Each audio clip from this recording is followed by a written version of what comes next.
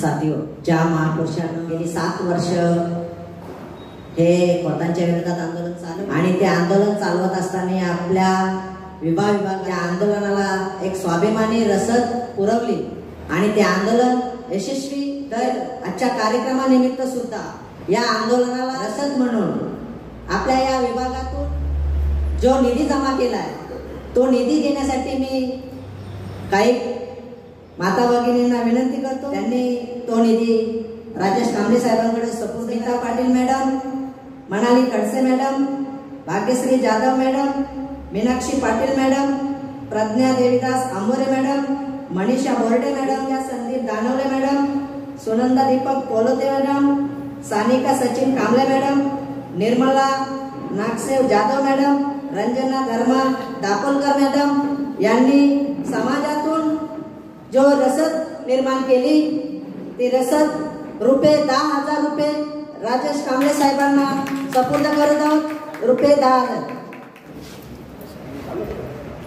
बोल 85. जय मूलनिवासी, जय मूलनिवासी.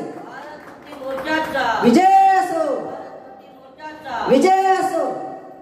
धन्यवाद. साथियो, आपण या कार्यक्रमाच्या शेवटच्या टप्प्यावरती आलो आहे आणि आजच्या या कार्यक्रमाची अध्यक्षता माननीय इंजिनियर राजेश कांबळे साहेब, वरिष्ठ प्रशिक्षक व भारत मुक्ती मोर्चा तथा आप्पासाहेब नारायण नागू पाटील यांच्या आंदोलनाचे गाढे अभ्यासक यांना विनंती करतो की आजच्या या कार्यक्रमाची अध्यक्षता करा. माननीय इंजिनियर राजेश कांबळे साहेब. सामाजिक परिवर्तनाच्या या लढाईमध्ये ज्या ज्या महापुरुषांनी, ज्या ज्या महानायकांनी आपलं त्याग, समर्पण आणि बलिदान दिलेलं आहे त्या समस्त महापुरुष आणि महानायकांप्रती नम्र अभिवादन करून राष्ट्रीय किसान मोर्चा आणि भारत मुक्ती मोर्चा या दोन्ही संघटनांच्या संयुक्त विद्यमाने चलो गाव की ओर अभियानांतर्गत कुळ कायद्याचे जनक आप्पासाहेब नारायण नागू पाटील यांची 134वी जयंती आपण या ठिकाणी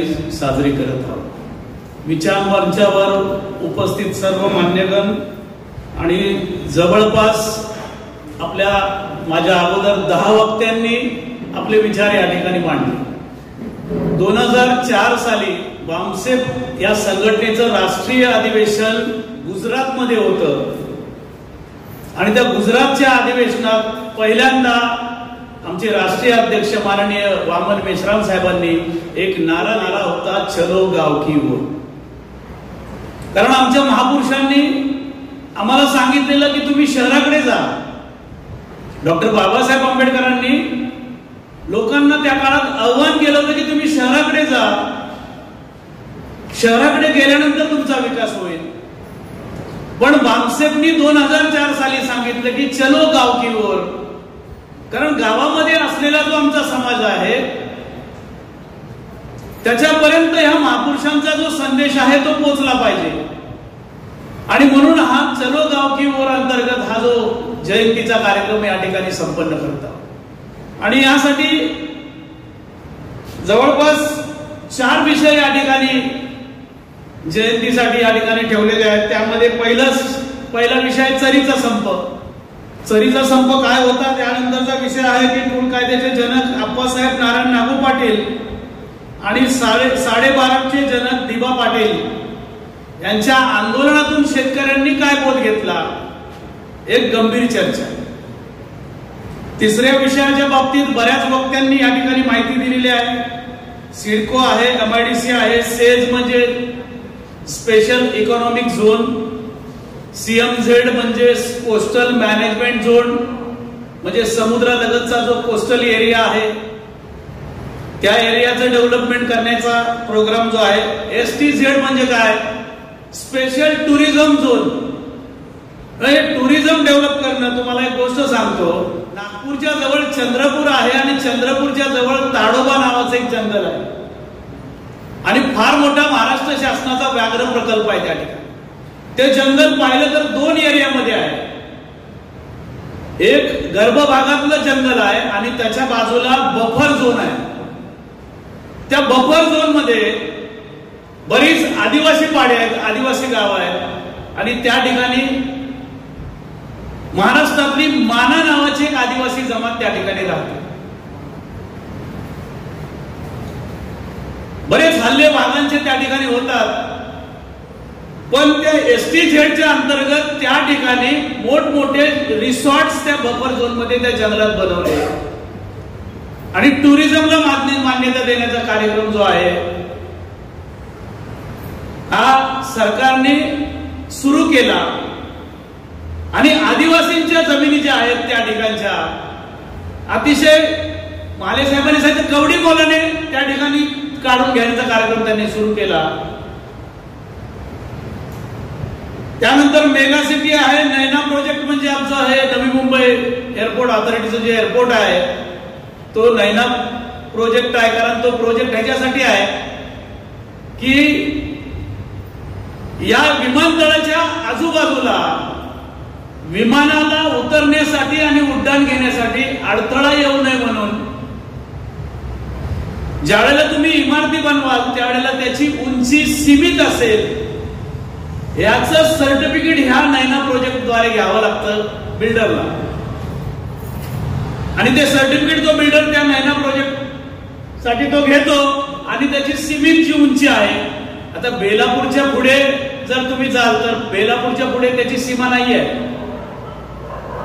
तर आमच्या मी ज्या नेरूळमध्ये राहतो त्या नेरूळमध्ये 40 मजल्याचा एक टॉवर आता बनत अग्री कोळी भवनच्या पाठी मागच्या बाजूला काम चालू आहे त्याचं. 40 मजल्याचा टॉवर त्या ठिकाणी बनत आहे. तिथे ती सीमा नाहीये, पण ह्या विभागामध्ये ती सीमा आहे. चौथा विषय या ठिकाणी जे आहे तो शेतकऱ्यांचं गावागावातून आंदोलन निर्माण केल्याशिवाय म्हणजे राष्ट्रव्यापी जन आंदोलन निर्माण केल्याशिवाय आमच्या कुठल्याही समस्येचं समाधान होणार नाही. तर या चारही विषयांच्या संदर्भात पहिला विषय जो आहे सरीचं आंदोलन हे जाणून घेणं फार गरजेचं आहे. ह्यासाठी मी थोडी पार्श्वभूमी जी आहे क्रोनॉलॉजिकली तुम्हाला पार्श्वभूमी समजवण्याचा प्रयत्न करेन. आपल्याला माहित असेल 24 सप्टेंबर 1873 ला राष्ट्रपिता महात्मा ज्योतिराव फुल्यांनी सत्यशोधक समाजाची स्थापना केली. सत्यशोधक समाज म्हणजे काय तर ब्राह्मणांनी जे असत्य साहित्य लिहून ठेवलेलं आहे आणि ते असत्य साहित्य वाचून आमच्या लोकांची बहुजन समाजाची मनोधारणा ही असत्य बनलेली आहे. त्या असत्याकडून सत्याकडे घेऊन जाणारा समाज म्हणजे सत्याला शोधणारा समाज निर्माण करण्याचं कार्य हे राष्ट्रपिता महात्मा ज्योतिराव फुलेंनी सुरू केलं. ते कार्य त्यांचं जे आंदोलन त्यांनी जे सुरू केलं ते त्यांच्या मृत्यूपर्यंत म्हणजे 1890 पर्यंत ते त्यांनी चालवलं. पण त्यांच्या पश्चात तेच आंदोलन सावित्रीबाई फुल्यांनी 10 मार्च 1897 पर्यंत चालवलं. त्यानंतर ते आंदोलन बडोदा संस्थानिक राजे सयाजीराव गायकवाड आणि आमच्या करवीर संस्थानाचे राजे म्हणजे कोल्हापूरचे राजे राजश्री शाहू महाराज या 2 छत्रपती शिवाजी महाराजांच्या वारसांनी हे आंदोलन सत्यशोधनाचं आंदोलन पुढे चालू केलं. आणि सत्यशोधक समाजाचं अध्यक्षस्थान कोल्हापूरचे भास्करराव जाधव नावाची त्यावेळची व्यक्ती होती. त्या भास्करराव जाधवांना ते अध्यक्ष बनवलं. कारण या ठिकाणी आपण बऱ्याच उपाधी आप्पासाहेब नारायण नागू पाटलांना आपण या ठिकाणी लोकनेते म्हणतो. लोकनेते ही उपाधी लोकांनी त्यांना दिलेली आहे. कुळ कायद्याचे जनक म्हणतो. पण या सगळ्यात आधी आप्पासाहेब नारायण नागू पाटील हे सत्यशोधक होते हे आपल्याला विसरता कामा नये. हे सत्यशोधक समाजाचे कार्यकर्ते होते. कारण शाहू महाराजांचा मृत्यू म्हणण्यापेक्षा शाहू महाराजांची हत्या 1922 ला मुंबईच्या पन्हाळा लॉजवर झाली. पन्हाळा नावाचं लॉज होतं शाहू महाराजांचं गिरगावामध्ये. आणि त्या ठिकाणी कारण शाहू महाराजांची एक मागणी अशी होती प्रत्येक जातीला जातीनिहाय प्रतिनिधित्व विधिमंडळामध्ये मिळालं पाहिजे. शाहू महाराजांची महत्वाची मागणी काय होती? प्रत्येक जातीला जातीनिहाय प्रतिनिधित्व म्हणजे त्यांच्या लोकसंख्येच्या प्रमाणामध्ये ॲडक्वेट रिप्रेझेंटेशन हे मिळालं पाहिजे, ही शाहू महाराजांची मागणी होती. आणि कदाचित ह्याच मागणीसाठी शाहू महाराजांची कदाचित हत्या झाली असेल 1922 ला. शाहू महाराज गेल्यानंतर शाहू महाराजांच्या पश्चात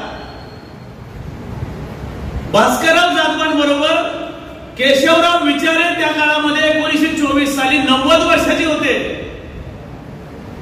केशवराव जेदे, दिनकरराव जवळकर, केशवराव बागडे, प्रबोधनकार म्हणजे केशव सीताराम ठाकरे, पवार साहेबांच्या मातोश्री शारदादेवी पवार, पवार साहेबांचे थोरले बंधू कर्नल सुधीर सावंतांचे वडील आमदार सीताराम सावंत, हे त्या काळामध्ये मोठ्या प्रमाणामध्ये सत्यशोधक समाजाचं काम करणारे कार्यकर्ते होते. आणि ह्यांच्याच प्रेरणेतून, कारण आप्पासाहेब नारायण नागू पाटलांचा जर जन्म आपण पाहिला तर 29 ऑगस्ट 1893 त्यांचा जन्मदिवस आहे. म्हणजे बाबासाहेब आंबेडकरांचे समकालीन आहेत आप्पासाहेब. 92 जवळपास 92 आणि 91 1 वर्षाचं अंतर आहे बाबासाहेबांमध्ये आणि त्यांच्यामध्ये 1 वर्षाचं अंतर आहे. शिक्षित होते, शिकलेले होते आणि म्हणून कोकण एज्युकेशन सोसायटीमध्ये ते शाळेमध्ये शिक्षक म्हणून कार्यरत होते. या पार्श्वभूमीमध्ये ज्यावेळेला डॉक्टर बाबासाहेब आंबेडकरांनी बहिष्कृत हितकारणी सभा 1924 साली काढली आणि बहिष्कृत हितकारणी सभा ज्या वेळेला काढली आणि सुरुवात बाबासाहेबांनी ह्या कोकणापासून सुरू केली, कारण बाबासाहेब अस्पृश्य होते. बाबासाहेब अस्पृश्य होते, हायली एज्युकेटेड होते, त्यांच्याकडे बऱ्याच डिग्र्या होत्या. पण एज्युकेटेड माणसाला समाजामध्ये जायचं असेल तर समाजाच्या ज्या व्यथा आहेत, ज्या समस्या आहेत, त्या समस्येवर काम करावं लागतं. आणि मग बाबासाहेबांनी ज्यावेळेला बहिष्कृत हितकारणी सभा 24 साली काढली आणि ते बॅरिस्टर असल्यामुळे, आता या ठिकाणी आमच्या ऍडव्होकेट साहेबांनी भाषण केलं, बाबासाहेबांनी ज्यावेळेला प्रॅक्टिस सुरू केली त्यांच्या गाजलेल्या 2 केस आहेत. बघा, मी आंदोलनाची पार्श्वभूमी समजावून सांगत आहे. 2 केस गाजलेल्या होत्या. त्यातली पहिली केस आहे, दिनकरराव जवळकरांनी देशाचे दुश्मन नावाचं एक पुस्तक लिहिलेलं होतं, जे विष्णू शास्त्री चिपळूणकर आणि बाळ गंगाधर टिळकांच्या विरोधामध्ये लिहिलेलं होतं. बाबासाहेबांनी ते पुस्तक वाचलं. बाबासाहेबांनी ते पुस्तक वाचल्यानंतर प्रतिक्रिया काय दिली माहिती आहे? बाबासाहेबांनी इंग्रजीत प्रतिक्रिया दिली, good book in bad taste.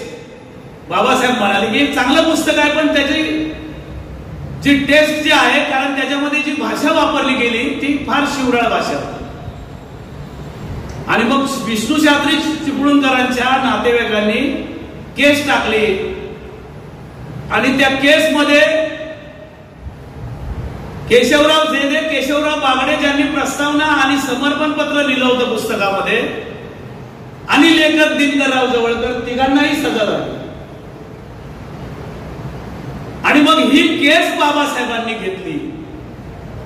1 रुपया फी घेऊन बाबासाहेब ही केस लढले आणि या तिघांची निर्दोष मुक्तता केली बाबासाहेब.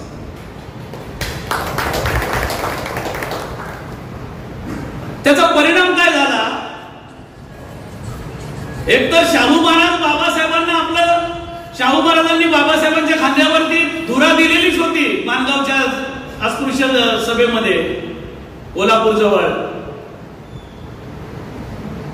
पण त्या काळचे हे सगळे जे त्या काळचे जे सत्यशोधक होते हे बाबासाहेबांच्या आंदोलनामध्ये सामील झाले. दुसरी केस अशी झाली जी चरीच्या आंदोलनाशी निगडीत आहे. सावंतवाडी नावाचं एक संस्थान आहे कोल्हापूर, आपल्या कोकण सिंधुदुर्ग जिल्ह्यामध्ये सावंतवाडी संस्थान होतं त्यावेळेला. जी 750 संस्थानिक राजे होते ना, त्यापैकी एक संस्थान होतं. आणि तिथे 17 मराठा जातीच्या तरुणांनी, मराठा ही जात नाही, हा प्रांतीय शब्द आहे, कारण खरे तर हे मराठा कुणबी आहे. तर या 17 तरुणांनी तिथल्या एका खोताची दगडाने ठेचून हत्या केली होती. कारण खोती पद्धत फार विचित्र आणि फार भयानक होती. कारण खोती समजून घ्यायची असेल तर ही खोती पद्धत फक्त महाराष्ट्रापुरती मर्यादित नव्हती, तर देशातल्या बऱ्याच प्रांतांमध्ये ह्या पद्धतीची पद्धत असायची. तुम्हाला माहित नसेल, बोलायला देखील, कारण या ठिकाणी महिला बसल्या आहेत, बोलणं देखील असभ्य वाटू शकतं, पण त्या काळामध्ये लग्नानंतर खोताच्या मांडीवर मुलीला बसवलं जायचं. आणि अशीच पद्धत केरळचे नमुद्री नावाचे जे ब्राह्मण आहेत, तर केरळमध्ये सुद्धा ही पद्धत होती. तुम्ही फोटो पाहिला असेल, हेमा मालिनी नावाच्या नायिकेचं लग्न झालं त्यावेळेला त्या नमुद्री ब्राह्मणाच्या मांडीवर हेमा मालिनी बसलेली आहे.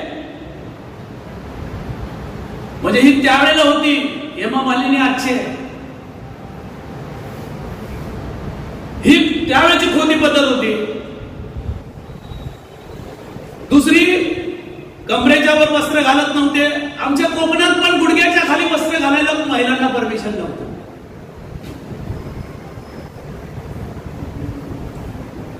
आणि एखाद्या शेतकऱ्याने जर 30 मन, समजा 1 मन म्हणजे किती, 12 पायलीला 1 मन म्हणतात, त्यावेळेला ते माप असायचं पायली, तर 12 पायलीचं 1 मन असायचं. समजा एखाद्या उदाहरण म्हणून एखाद्या शेतकऱ्याने 30 मन जर धान्य पिकवलं तर त्यातलं 18 मन धान्य खोताला द्यावं लागायचं आणि 12 मन धान्य शेतकऱ्यांनी त्याला ठेवायचं स्वतःला.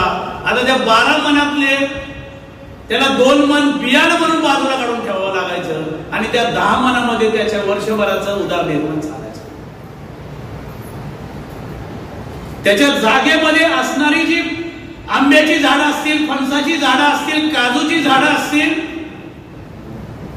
त्या पूर्ण झाडातील फळांवरती सुद्धा खोतांचा अधिकार असायचा.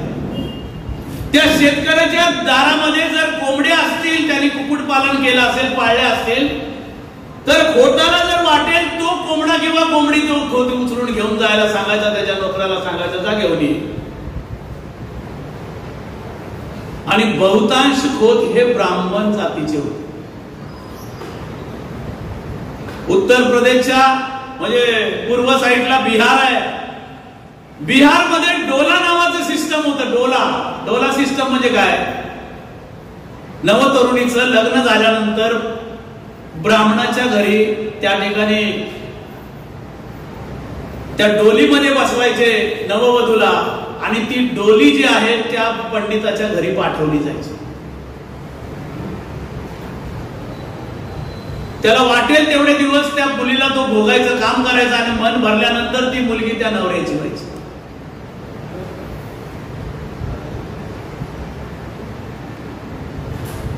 ही पद्धत होती भारतामध्ये. कारण इतिहास माहित नसल्यामुळे आम्हाला हा विसर पडलेला आहे. त्यामध्ये ही खोटी पद्धत एवढी भयानक होती या कोकणाच्या पूर्ण. आता कोकणामध्ये म्हणजे काय, तर मुंबई, ठाणे, पूर्वीचा कुलाबा, रत्नागिरी, सिंधुदुर्ग या पूर्ण इलाक्यामध्ये एक खोटी पद्धत फार मोठ्या प्रमाणामध्ये होती.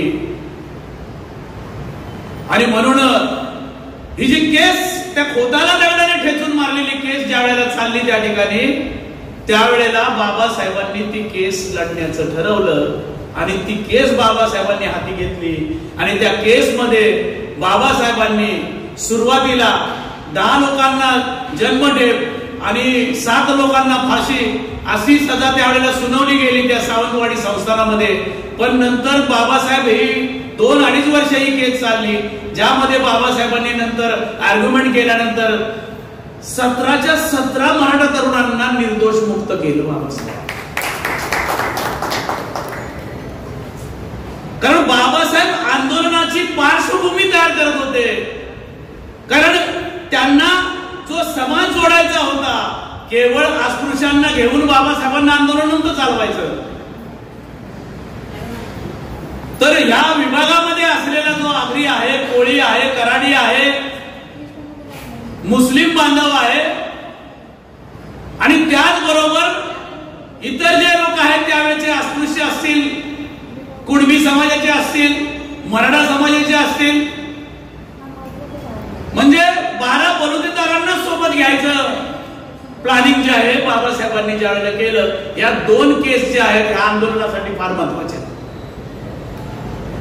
त्यामुळे बहुतांश तरुण जे आहेत हे बाबासाहेबांच्या सोबत काम करायला तयार झाले मोठ्या प्रमाणात. ही पार्श्वभूमी बनवल्यानंतर 20 मार्च 1927 ला बाबासाहेबांनी महाडचा सत्याग्रह केला.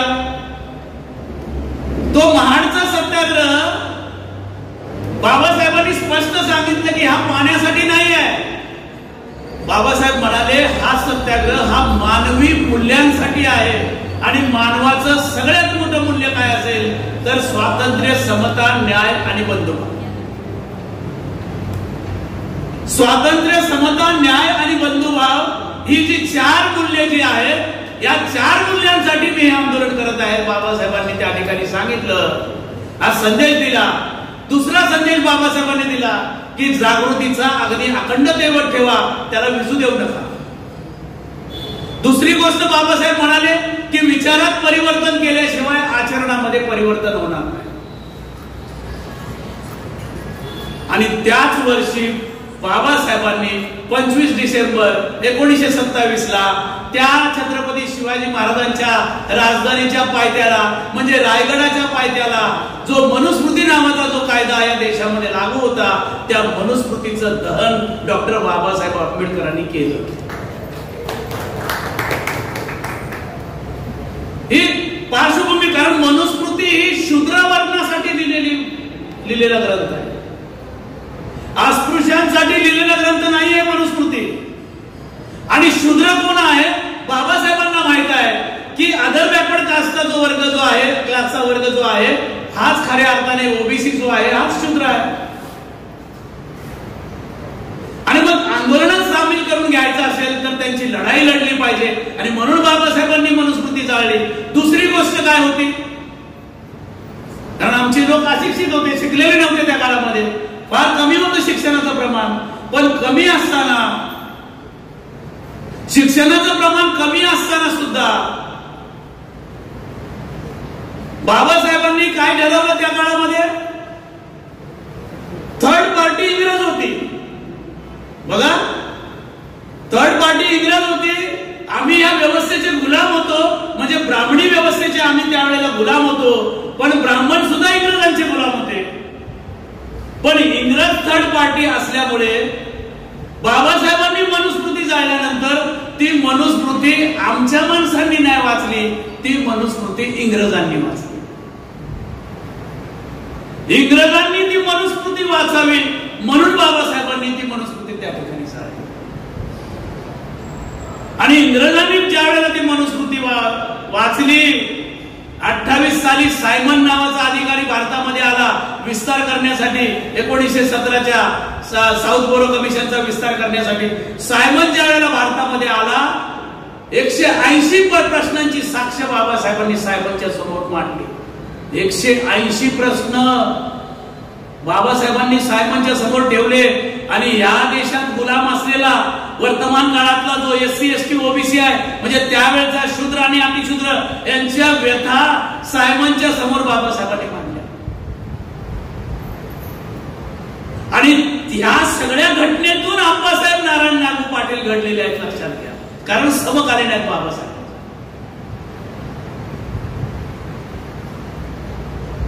या खोतीच्या विरोधातल्या आंदोलनाचं एक पुस्तक आहे, तुम्हाला भेटलं तर तुम्ही नक्की शोधा. ऍडव्होकेट चंद्रकांत अधिकारी नावाचा व्यक्ती आहे, त्यांनी खोती विरोधी संघर्ष नावाचा ग्रंथ लिहिलेला आहे. हे ऍडव्होकेट चंद्रकांत अधिकारी ही व्यक्ती 16 वर्षापासून डॉक्टर बाबासाहेब आंबेडकरांचे कार्यकर्ते होते. वयाच्या 16 वर्षापासून डॉक्टर बाबासाहेब आंबेडकरांचं काम करायचं हे ऍडव्होकेट चंद्रकांत अधिकारी त्यांनी हे पुस्तक लिहिलेलं आहे, खोती विरुद्धचा संघर्ष. आणि त्यांनी ही माहिती तुम्हाला या आप्पासाहेब नारायण नागू पाटलांच्या बाबतीत माहिती हवी असेल तर बाबासाहेबांच्या चरित्रामध्ये जे सांगदेव खैरमोडेंनी 17 खंडामध्ये बाबासाहेबांचं चरित्र लिहिलंय, ऍडव्होकेट BC कांबळेंनी बाबासाहेबांचं चरित्र लिहिलंय. तुम्ही ते चरित्र वाचलं तर मोठ्या प्रमाणामध्ये तुम्हाला ती माहिती मिळेल. महाराष्ट्र शासनाने जे बाबासाहेबांचे 22 खंड प्रकाशित केलेले आहेत त्यातल्या 17, 18 आणि 19 खंडामध्ये या खोती विरोधी आंदोलनाचा सगळा इतिहास आहे, सगळा इतिहास आहे त्या ठिकाणी मांडलेला आहे. आणि म्हणून हे जे आंदोलन उभं राहिलं, या आंदोलनामुळे ज्यावेळेला बाबासाहेब, दुसरी महत्वाची घटना आहे 27 नंतरची सगळ्यात महत्वाची घटना आहे, सगळ्यात महत्वाची घटना तुम्हाला सांगतो. या मुंबई काउन्सिलमध्ये त्या काळामध्ये डॉक्टर पुरुषोत्तम सोलंकी काउन्सिलचे मेंबर होते, डॉक्टर बाबासाहेब आंबेडकर काउन्सिलचे मेंबर होते, भंडारी जातीचे रावसाहेब सिके बोले, भंडारी समाजाचे रावसाहेब सिके बोले हे काउन्सिलचे मेंबर होते. त्यांनी ठराव मांडला होता मुंबई काउन्सिलमध्ये की सगळे पाणवठे अस्पृश्यांसाठी उघडे करा. भंडारी समाजाचे होते. तुम्ही बाबासाहेबांचं जे फोटोग्राफी जर पाहिली असेल तर बाबासाहेबांच्या मांडीवर रावसाहेब सिके बोले बसलेले आहेत असा एक फोटो तुम्हाला पाहायला मिळेल. त्या काळामध्ये कायस्थ समाजाचे जसे केशव सीताराम ठाकरे सत्यशोधक होते तसे या रत्नागिरीतले आपल्याला माहित असेल कायस्थ जे होते त्या काळामध्ये भाई अनंत चित्रे त्यांचेच मेहुणे होते सुरबानाना चिटणीस. हे सुरबानाना चिटणीस हे त्यांचेच मेहुणे होते आणि त्यांच्याच सोबत आप्पासाहेब नारायण नागू पाटील सुद्धा कार्यरत होते. आणि म्हणून आप्पासाहेब नारायण नागू पाटलांनी हे जे चरीचं आंदोलन ज्यावेळेला सुरू केलं, शेतकऱ्याला जोडायची पहिली परिषद जर कुठे झाली असेल तर ही पहिली परिषद 14 एप्रिल 1929 ला पहिली परिषद झाली चिपळूण मध्ये. आणि त्या चिपळूणच्या परिषदेत डॉक्टर बाबासाहेब आंबेडकरांना निमंत्रण दिलं आणि ही शेतकऱ्यांची परिषद चिपळूण मध्ये घेतली. म्हणजे सिंधुदुर्गापासून ते अगदी ठाणे मुंबई पर्यंत या परिषदा त्या काळामध्ये मोठ्या प्रमाणात होत होत्या. आणि हेच म्हणून बाबासाहेबांनी मुंबई काउन्सिल मध्ये ज्यावेळेला स्टार्ट नावाचं कमिशन आलं त्या स्टार्ट नावाच्या कमिशन समोर पहिल्यांदा शब्द प्रयोग केला, अदर बॅकवर्ड क्लास. बाबासाहेबांनी दिलेला शब्द हा इतर मागासवर्गीय. स्टार्ट नावाचं कमिशन तुम्हाला माहिती पाहिजे असेल तर सांगदेव खैरमोडेच्या तुम्हाला 2ऱ्या 3ऱ्या खंडामध्ये याची सगळी माहिती मिळेल. म्हणजे हा इतर मागासवर्गीय कोण वर्ग आहे हे बाबासाहेबांनी 28-29 ला शोधून काढलं, कारण त्यांची लढाई त्यांना लढायची होती. आणि मग ही चिपळूणची परिषद जी आहे ही या शेतकरी आंदोलनाची मुहूर्तमेढ ठरली. आणि त्यानंतर मोठ्या प्रमाणामध्ये त्या इलाक्यामध्ये, आता अलिबागच्या इलाक्यामध्ये आप्पासाहेब नारायण नागू पाटील म्हणजे हा जो कुलाबा जो रायगड आहे याचं नेतृत्व आप्पासाहेब नारायण नागू पाटलांकडे. आणि त्यामुळे गावागावात जाऊन तालुक्यात जाऊन आप्पासाहेबांनी मोठ्या प्रमाणामध्ये शेतकऱ्यांच्या सभा चालू केल्या. आणि सभा घेत असताना या आंदोलनाचं केंद्र काय होतं तर रोहा जे आहे हे आंदोलनाचं केंद्र होतं, पेन वडाव हे आंदोलनाचं केंद्र होतं, पेन वाशी ज्या वाशीमध्ये आपण भारत मुक्ती मोर्चाचा कार्यक्रम लावला होता हे आंदोलनाचं त्या काळामध्ये केंद्र होतं. त्यानंतर अलिबाग आणि चरी हा खारफुटीचा जो एरिया आहे, या एरियामध्ये देखील हे आंदोलन मोठ्या प्रमाणामध्ये वाढलं. आणि आपलं जे उरण आहे, या उरण जवळ बेडगड जे आहे, या बेडगड आणि उरण पर्यंत देखील हे आंदोलन मोठ्या प्रमाणात या विभागामध्ये हे जे आंदोलन आहे शेतकऱ्यांचं संपाचं आंदोलन हे मोठ्या प्रमाणामध्ये सुरू झालं. म्हणजे 29, 30, 31, 32 शेतकऱ्यांमध्ये जसा शेतकरी पेरणी करण्याआधी जमिनीची मशागत करतो आणि मशागत केल्यानंतर त्याला सुपीक बनवतो आणि सुपीक बनल्यानंतर बियाणं पेरतो. मग या आंदोलनाची पार्श्वभूमी आप्पासाहेब नारायण नागू पाटलांनी सुरुवातीला ह्या 4 वर्षामध्ये समाजामध्ये जाऊन समाजामध्ये निरंतर प्रचार आणि प्रसार केला. मोठ्या प्रमाणामध्ये शेतकऱ्यांच्या समस्येवर, खोटी समस्येवर त्यांनी मोठ्या प्रमाणामध्ये हे केलं. लोकांना माहिती दिली कसे खोत फसवतायत. खोतांकडे धान्य मोजायचं एक माप असायचं, त्याला फरा म्हणायचे. फरा 2 प्रकारचे फरे असायचे.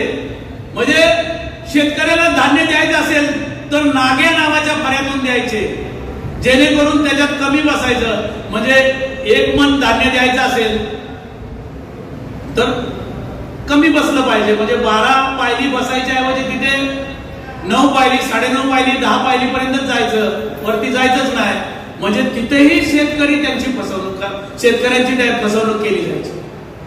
या फराद्वारे सुद्धा फसवणूक केली जायची. मग ही सगळी माहिती आप्पासाहेब नारायण नागू पाटील समाजामध्ये जाऊन देत होते.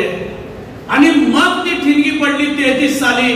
सरीचा जो सत्याग्रह जो आहे, संप जो आहे, मोठ्या प्रमाणात त्या ठिकाणी झाला. शेतकऱ्यांनी ठरवलं खोती पद्धत बंद झाली पाहिजे. आणि ही खोती पद्धत बंद झाली करायची जर असेल तर शेतकऱ्यांनी ठरवलं आम्ही आमची जमीनच कसणार नाही. आणि हे आंदोलन जवळपास 7 वर्ष चाललं. या आंदोलनाचा परिणाम काय झाला तर 1935 साली सरीला डॉक्टर बाबासाहेब आंबेडकरांना अध्यक्षता करण्यासाठी आप्पासाहेब नारायण नागू पाटलांनी त्या ठिकाणी बोलवलं. ते नंतर बोटीने आले त्या ठिकाणी. त्यांना रोखण्याचा खूप प्रयत्न झाला. आप्पासाहेबांवर सुद्धा हल्ले झाले. आप्पासाहेबांना सुद्धा मारण्याचा प्रयत्न केला.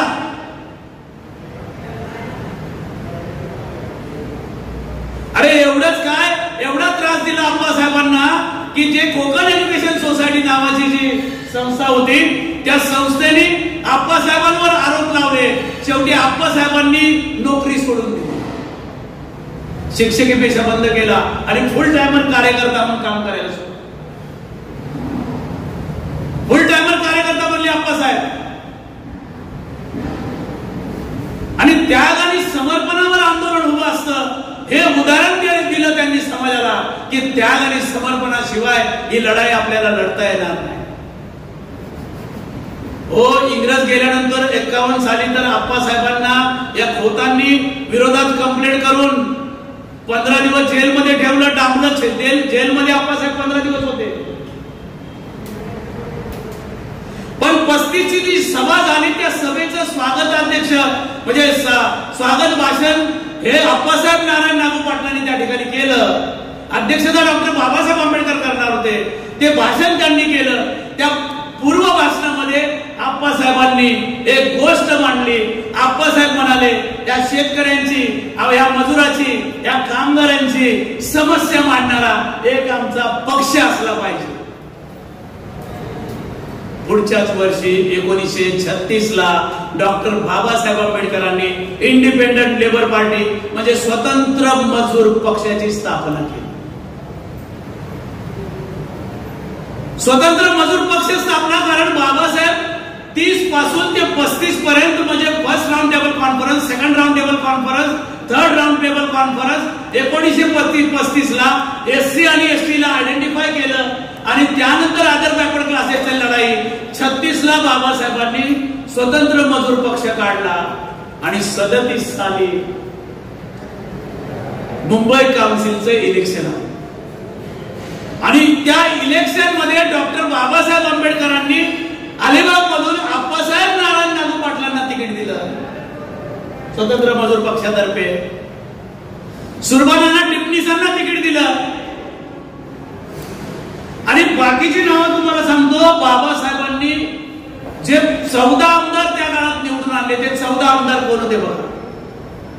आणि या 14 आमदारांपैकी बाबासाहेबांच्या जातीची ह्यामध्ये किती आहेत ते बघा. 14 आमदारांची नावं सांगतो. मुंबईमधून स्वतः डॉक्टर आंबेडकर निवडून आले. पुण्यामधून आर बोळे, बॅरिस्टर आर बोळे हे निवडून आले. साताऱ्यामधून खंडेराव सकाराम सावंत निवडून आले. पुण्यामधून विनायक आर गडकरी निवडून आले. ठाण्यामधून रामकृष्ण गंगाराम भातनकर निवडून आले. रत्नागिरी पूर्वमधून भाई अनंत छिद्रे जे कायस्थ होते ते निवडून आले. रत्नागिरी उत्तर मधून गंगाराम घाडगे निवडून आले. रत्नागिरी शामराव विष्णू परुळेकर निवडून आले. रत्नागिरी मध्यमधून शामराव विष्णू परुळेकर निवडून आले. अहमदनगर प्रभाकर जनार्दन रोहम निवडून आले. सोलापूर मधून जीवाप्पा सुभान एदाले निवडून आले. आणि पूर्व खानदेशातून दौलतराव गुलाजी जाधव, नाशिक मधून बाबासाहेबांच्या जातीचे दादासाहेब गायकवाड म्हणजे भाऊराव गायकवाड हे नाशिक मधून निवडून आले. बेळगाव मधून बळवंत हनुमंत वराळे,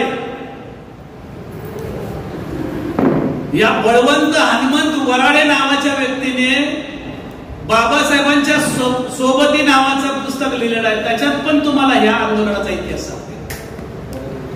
त्याच्यामध्ये पण तुम्हाला ह्या आंदोलनाचा इतिहास सांगते. आणि ठाणे उत्तर मधून दत्तात्रय वामनराव हे निवडून आले. आप्पासाहेब नारायण नागू पाटलांना 117 मतं कमी पडली आणि 117 मतांनी आप्पासाहेब नारायण नागू पाटील पराजित झाले. त्याच ठिकाणी सुरबानाना टिपणीस हे सुद्धा पराभूत झाले. सुभेदार सवादकर सुद्धा पराभूत झाले. अशा पद्धतीने हे ज्या वेळेला बाबासाहेबांनी ती परिषद झाल्यानंतर हे ज्या वेळेला स्वतंत्र मजूर पक्ष काढला आणि गुलाम भारतामध्ये 14 आमदार निवडून आले. आणि मग बाबासाहेबांनी 38 साली त्या ठिकाणी खोती विरोधीचा एक ठराव मांडला मुंबईच्या संसद या विधिमंडळामध्ये की खोती पद्धत बंद करा. त्यावेळेचे मुख्यमंत्री होते बाळासाहेब खेर ब्राह्मण आणि त्यांचा महसूल मंत्री होता मोरारजी भाई देसाई, तोही गुजरातचा ब्राह्मण. बाळासाहेब खेरनी सरीच्या ठिकाणी मोरारजी भाई देसाईला सांगितलं जाऊन भेट शेतकऱ्यांची भेट घे.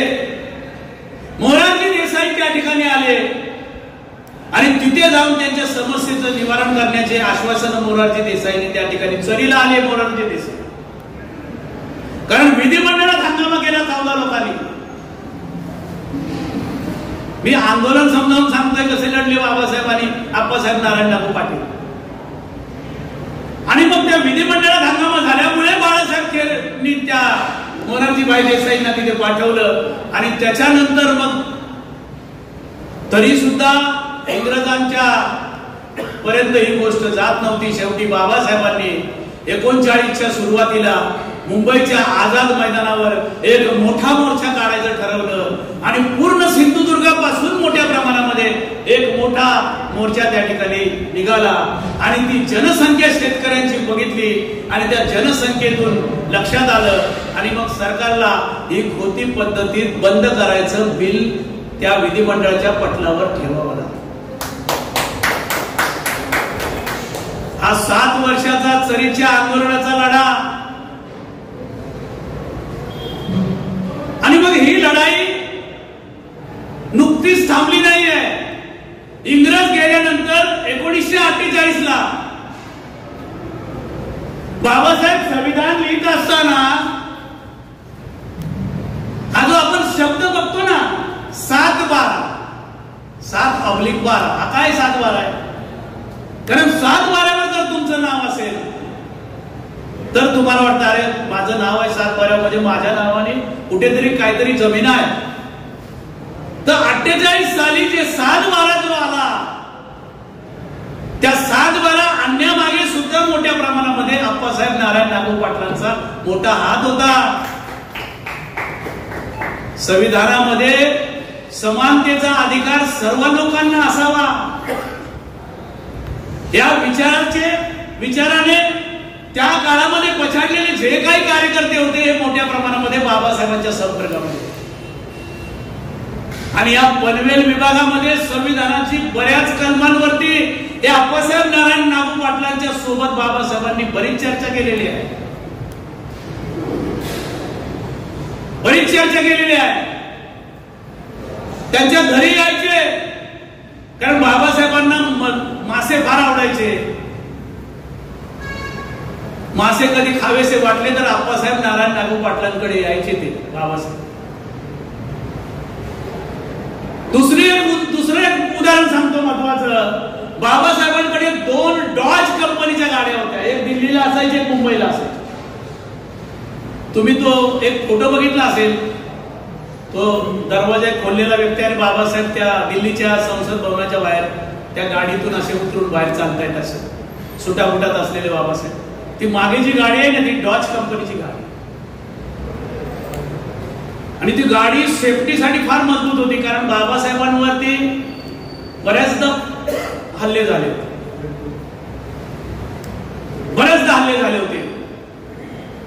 आपल्याला माहित असेल मनुस्मृतीच्या दहनाच्या वेळेला बाबासाहेबांनी ठरवलं की रायगडावर जाऊन महाराजांचं दर्शन घेतलं पाहिजे आणि मग महाराजांचं दर्शन घ्यायला रायगडावर गेले.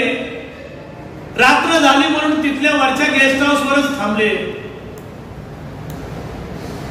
पण त्या आजूबाजूच्या गावामध्ये एवढा वाईट प्रचार झाला की महाराजांचं सिंहासन वाटवलं असा मोठ्या प्रमाणात प्रचार झाला आणि त्या प्रचाराचा परिणाम असा झाला की आजूबाजूचे गावचे लोक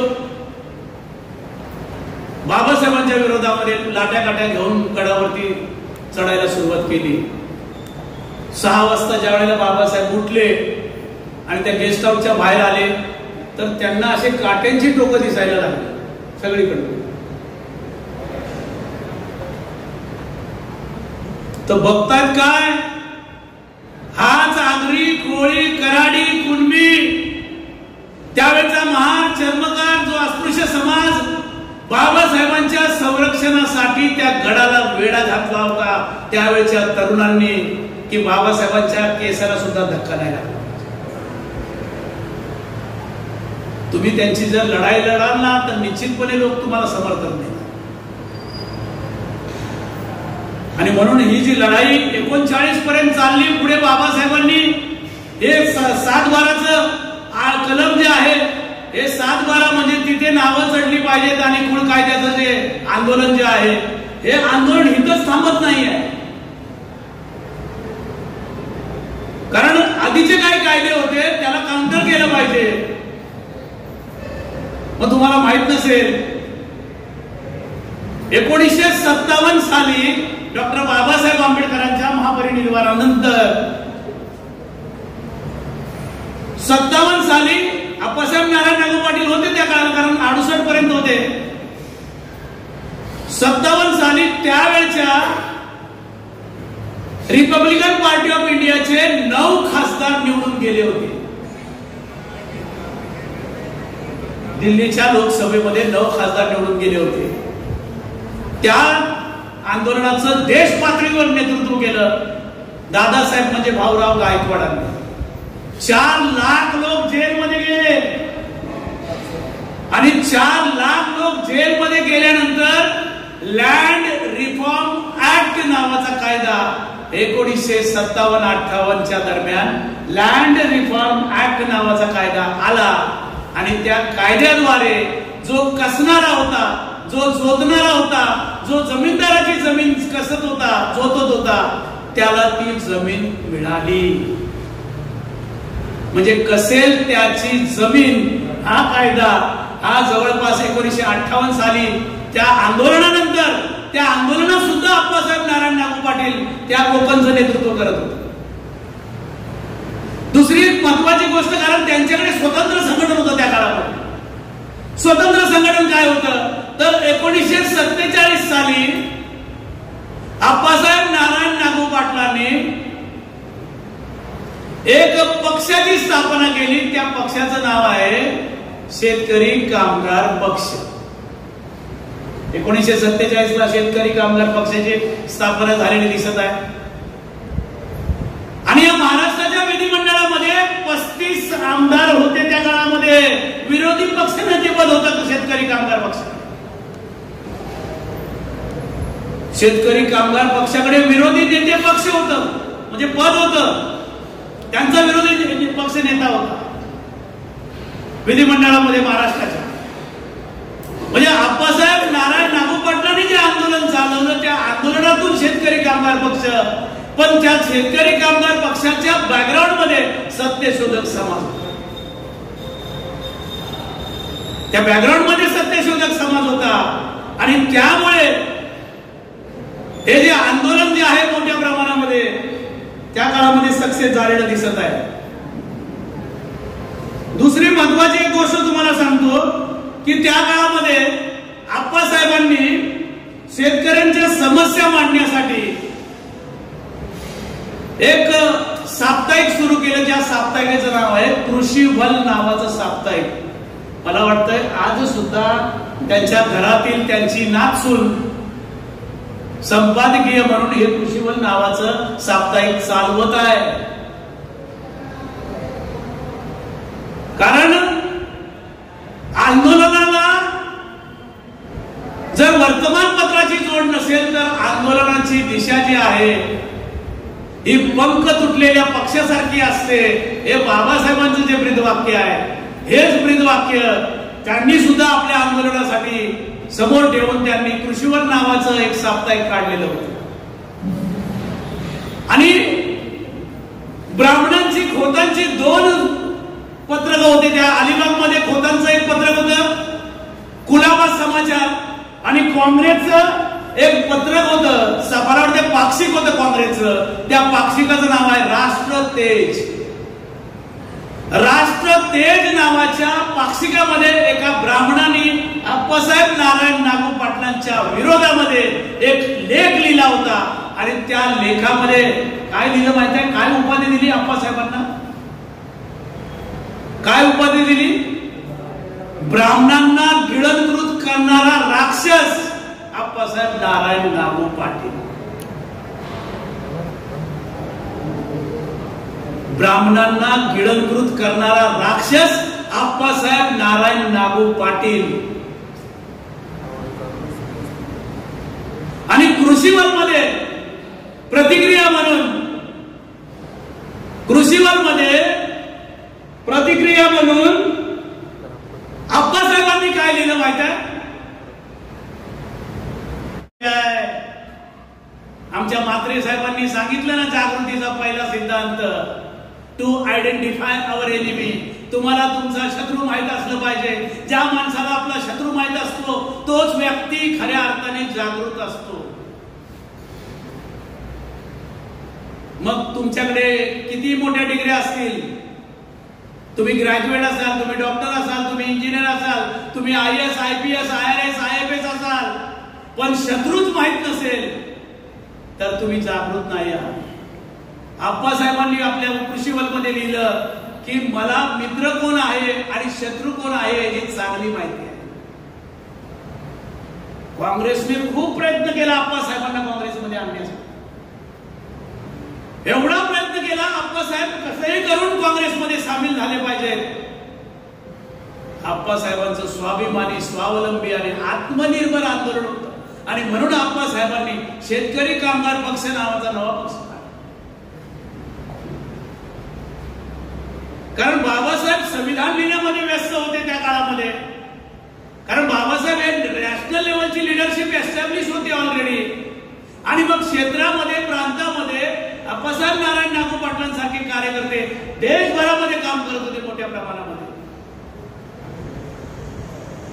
मोठ्या प्रमाणामध्ये यांचं काम चालू होतं.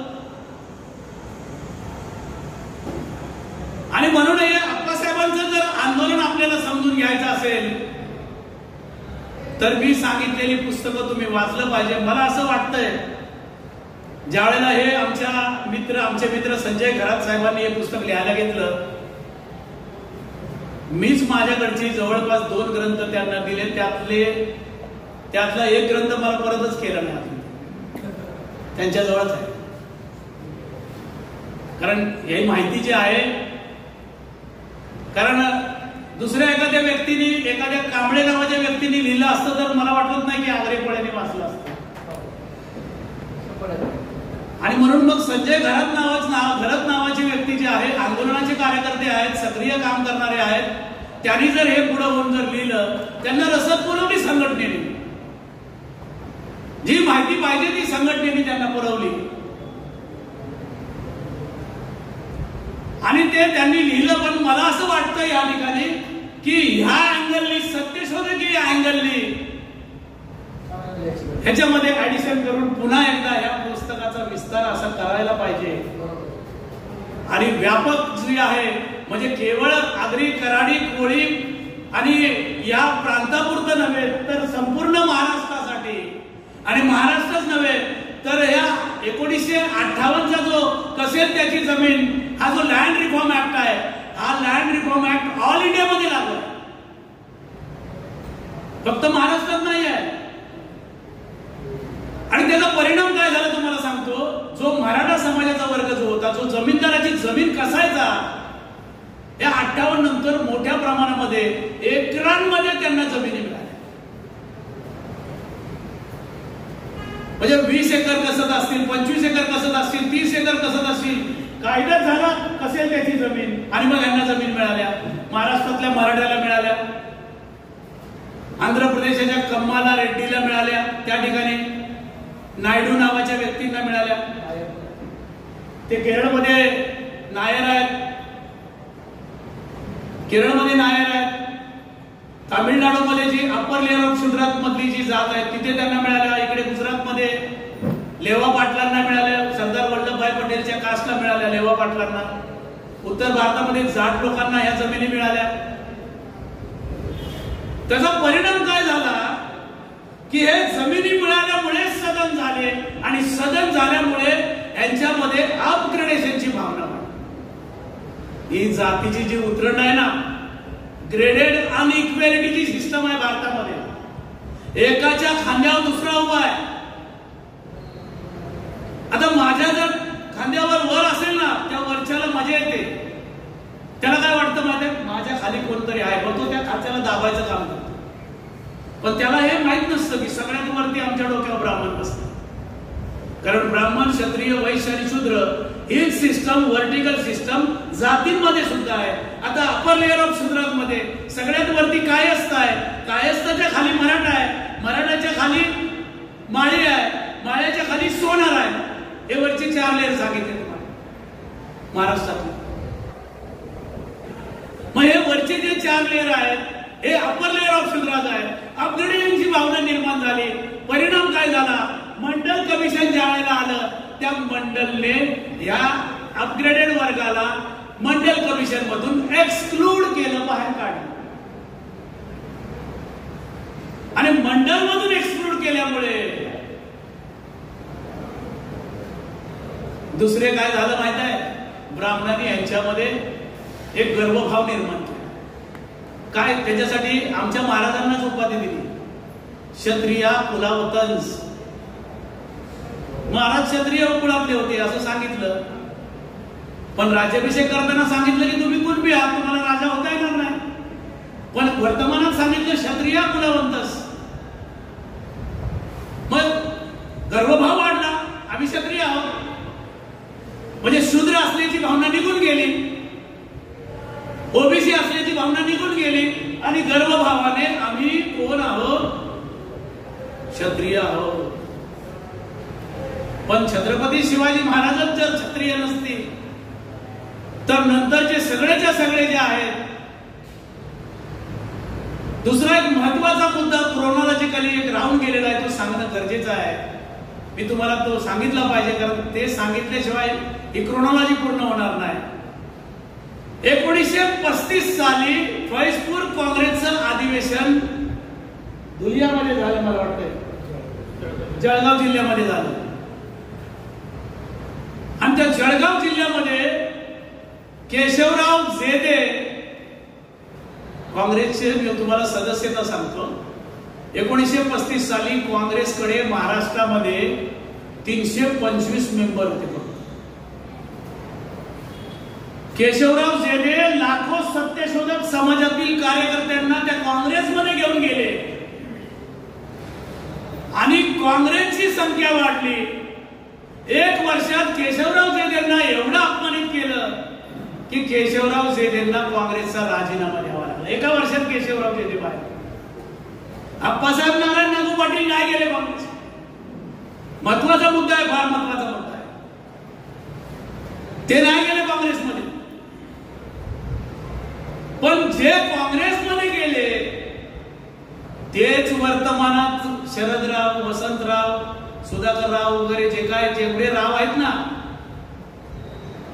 हे त्या जे गेले होते त्यांची वर्तमान संता नाही, लक्षात घ्या. आणि त्या लोकांनीच 150 की 168 घराणी आहेत, यांनीच महाराष्ट्राची सत्ता भोगली एवढी वर्ष.